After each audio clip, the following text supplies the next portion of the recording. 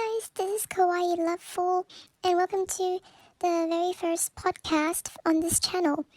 So, today I will be talking about the topic, Am I Worthy of Love?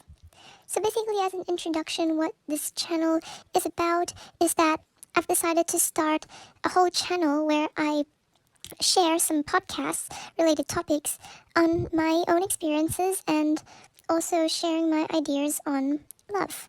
Because how did I get this idea? So it's a little weird. So one day I was just randomly thinking about all these philosophical thoughts about love, and then I was like, oh my gosh, it would be so good if I could share some of these ideas with someone I know.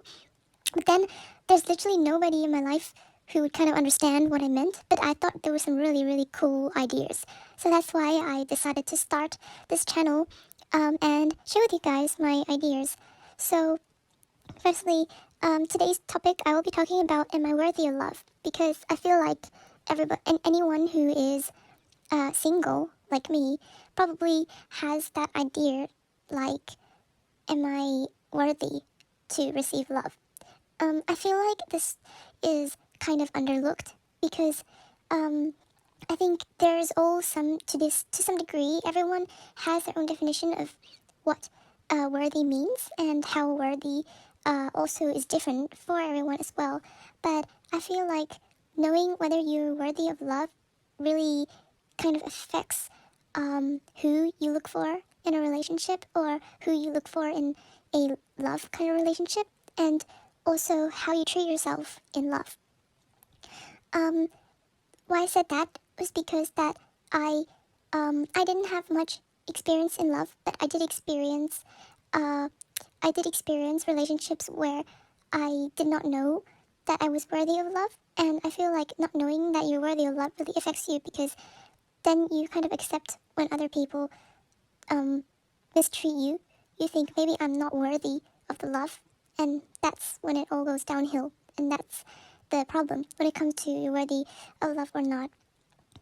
I think you should probably start with some pen and paper and really ask yourself, what does love mean to me, and how much love do I really wish to get in life? I think when you have a clear image of how much you want and how you want to feel, you're kind of more clear on how you want to receive love, and whether you're worthy, whether you actually know that you're worthy of love. So I believe that everybody is worthy of love, but I think that sometimes we can get a little lost within ourselves, and this unwavering identity sometimes can affect what we think about whether we're worthy of love or not, except that it happens less in some people and more in others. And just like me, I feel like I'm more on the wavering side, where I feel less worthy of love. But I don't feel like it's a conscious decision. I feel like it could have been from what I've experienced in love in the past, or what kind of relationships I had seen, or how I was treated. And because I had a history of being treated unrespectably, and where I didn't feel like I had complete freedom in what I could say in normal relationships, so that's why I just felt like maybe I'm just not worthy of love. Another reason, maybe because you don't think you're worthy as a person to have love. I feel like that's something I can kind of share, because I know there's some people out there that feel similar as well. When you don't feel like you're worthy, the feeling can stem from a lot of things. It could be in materialistic ways.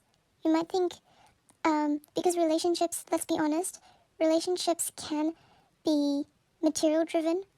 Like, people who are interested in you, they will see and have a look at what kind of, and by materialistic things, I don't mean like just money or just like anything that you can buy. I meant like anything tangible, like you can touch, i.e. your looks, your appearance, what you do for a living, what you can see with your eyes. Also things that are not tangible, like your values and your state of mind. But I feel like when it comes to worthy, you can measure yourself based on these things you can see and you can't see. And I think that can be kind of detrimental, because say for an example, you don't have that many, say for example, the person you like only likes girls who has like 10 teddy bears, who owns 10 teddy bears and is skinny, like 10 kilograms skinnier than you are, and has a nice singing voice, but you don't have a nice singing voice, then you can kind of measure your worth based on these material things. And do you get what I mean? Like, that's what sometimes make a mistake too as well, because we're kind of measuring ourselves based on these materialistic, these things, tangible things. And I think that's a mistake that can affect how worthy we feel of love. And it can also make our self-esteem not feel very good. So I think it's very important to not measure yourself on that, on whether you're worthy of love or not. But I think we should focus more on how can I make myself feel more worthy of love. I think focusing on things that you do well, focusing on things that you love about yourself, making yourself feel good. Also, if there's a person that you like, I think getting the person to tell you the good parts of yourself. But it's not like a dependent kind of way. Like, you tell me what's good and I think you're right, but more like, can you point out to me what are some things I can look positively to myself? Because once you're able to face and embrace yourself, I think that's much easier to know, to embrace your worthiness in love. And yeah, I think that's very, very important. I think it's a very common thing, but not many people talk about it, and I think that's the first thing I want to talk about. For the next episode, I will be talking about the topic of whether I will find my person or not. But I can give like a quick 2 minutes on what I'm going to talk about and my ideas right now. So, I've thought about talking about this topic on whether I really will meet somebody I like and will end up with someone for a lifetime that is like a life partner for me. And honestly, because I'm single, so I can't really relate to the feeling of finding a life partner. So I know there's definitely doubts, and from what I've heard and from what I've seen so far, usually people who are single and who are not in a relationship have more of a doubt towards finding somebody who will be their life partner. I'm not saying everybody, but there is always some degree of doubt in there sometimes.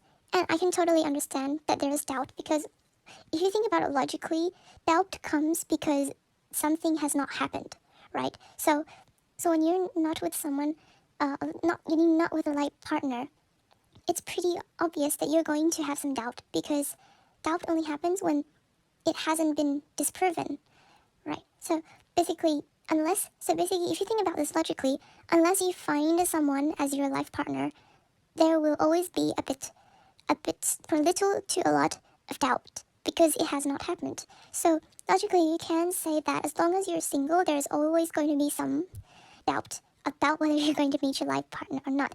And I think I'm going to delve a little deeper in that in the next podcast.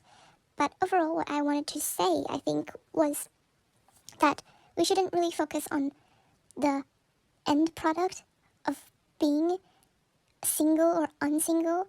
But I think we should focus more on knowing what is our life, what it is, and what is our love life, what it is currently, because it's always changing, and being able to see it as it is. And it's a little bit difficult, but I will explain it in the next podcast. Anyways, thank you for listening, and have a nice day.